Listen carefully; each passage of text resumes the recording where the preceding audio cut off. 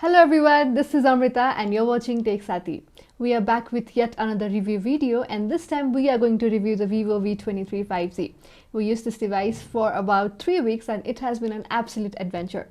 So in this video we will see if this lived up to our expectations or not. Hence, let's begin. Starting with design, so if you watched our unboxing video earlier, you might have known that design-wise this phone is something else. It kind of feels like the combination of an iPhone and an Android phone.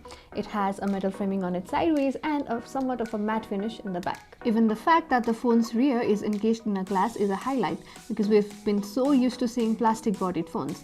However, the glass might feel quite fragile.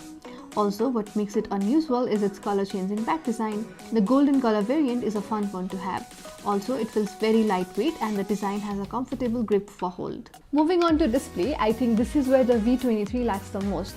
It has a 6.44 inches screen with a 90Hz refresh rate. And these days, 120Hz refresh rate is extremely common even for cheaper phones. So this is quite disappointing from Vivo. And let me tell you, you can actually feel the lag in animations. This phone also has an in-display fingerprint scanner, but it is not at all reliable. The scanner is quite unresponsive at times, which is really surprising. Face unlock, however, is good enough. Now, let's talk about its battery performance. If you look at the specs alone, you might think that the 4200 mAh battery is below average for its price. However, luckily for its power-efficient chipset, this phone could stretch itself to last for an entire day.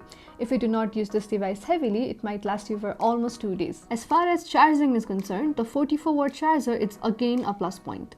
During my uses, I found out that on average, the phone can charge itself to 70% in about 35 minutes. So no complaints on that part. Moving on to performance, the V23 is powered by MediaTek's Dimensity 920 processor, which can be paired either with 8GB RAM and 12GB RAM.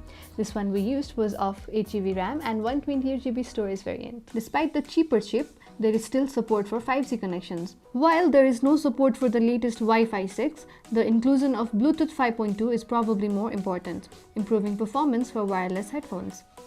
Looking at the overall performance picture of the Dimensity 920 and the Vivo V23 it powers, we see a solid all-rounder performer. The Dimensity 920 looks like a solid addition to MediaTek's mid-range lineup. It offers a reasonable step down in performance compared to the popular Dimensity 1200 without sacrificing some obvious features like connectivity. As for gaming, although the benchmark tests show a pretty impressive result, we can assure you that this is not a phone designed for gaming.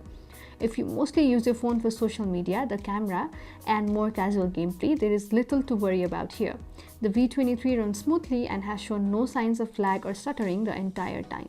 Likewise, talking about the software, Vivo V23 ships Android 12 and runs on Vivo's own FunTouch OS 12, which is again slightly unimpressive.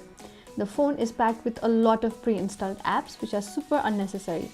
Some of the mandatory features of Android 12 are included here, but you won't get all the cosmetic changes Google has introduced.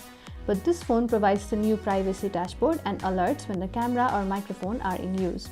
If you had some past experience with FunTouch OS 11 or older, many of its stockish-looking UI elements, which were kind of the norm, are gone and have been substituted with a highly customized and customizable UI.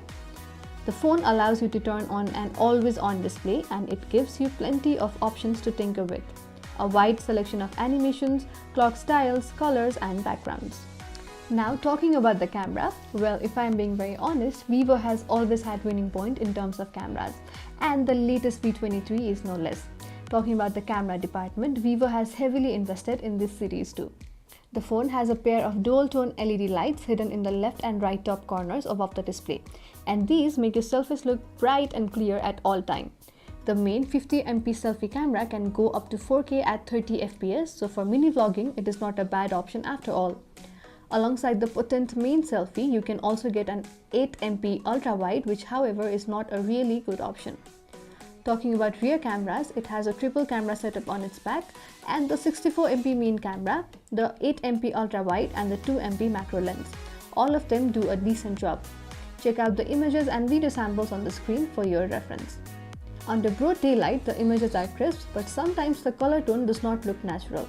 However, it is not over-exacerbated as well. Again, in low light conditions, the photos look quite over-processed.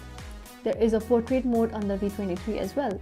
It works in the main camera and the portrait shots look just okay. Subject detection and separation are good but not perfect. Lastly, the Vivo V23 is a decent all-rounder phone. However, in today's competitive mid-range market, that often is not enough. A phone like this has to excel somewhere, and just having a good selfie camera and a color-changing back design is not going to persuade the buyers to spend 56,000 rupees on it.